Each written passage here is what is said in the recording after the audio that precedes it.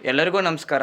ಆಂಧ್ರ ಮತ್ತು ತೆಲಂಗಾಣದಲ್ಲಿ ತುಂಬ ವೈರಲ್ ಆಗ್ತಿದೆ ಒಂದು ವಿಡಿಯೋ. ಅದು ಏನಂದರೆ, ಪುನರ್ವಿಕ ಅನ್ನೋ ಒಂದು ಚಿಕ್ಕ ಮಗುಗೆ ಒಂದು ಕಾಯಿಲೆಯಿಂದ ತುಂಬ ನೋವು ತಿಂತಿದ್ದಾರೆ. ಅದು ಬಂದುಬಿಟ್ಟು SMA ಟೈಪ್ 1 ಅನ್ನೋ ಡಿಸೀಸಿಂದ ಅದು ಒಂದು ಇಂಜೆಕ್ಷನ್ ಹಾಕ್ಸ್ಬೇಕಂದ್ರೆ 16 ಕೋಟಿ ರೂಪಾಯಿ ಆಗುತ್ತಂತೆ. ಅದು ಎಲ್ಲೂ ಸಿಗಲ್ಲಂತೆ. ಅದು ಬೇರೆ ಕಂಟ್ರಿಯಿಂದ ಹಾಕ್ಸ್ಬೇಕಂತೆ. ಅದರಿಂದ ಎಷ್ಟೋ ಕಷ್ಟ ಬಿದ್ದು ಪ್ರಯತ್ನ ಮಾಡ್ತಿದ್ದಾರೆ, ಬಟ್ ಆಗ್ತಿಲ್ಲ.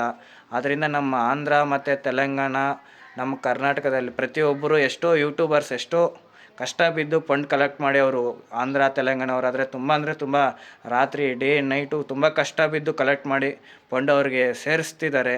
ಅದರಲ್ಲಿ ನಮ್ಮದು ಒಂದು ಕರ್ನಾಟಕದಿಂದ ಒಂದು ಭಾಗ ಆಗಿರಲಿ ಅಂತ ನಾನು ನಮ್ಮ ಕಡೆಯಿಂದ ಪ್ರಯತ್ನ ಮಾಡೋಣ ಅಂತ ಅಂದ್ಕೊಂಡಿದ್ದೀನಿ.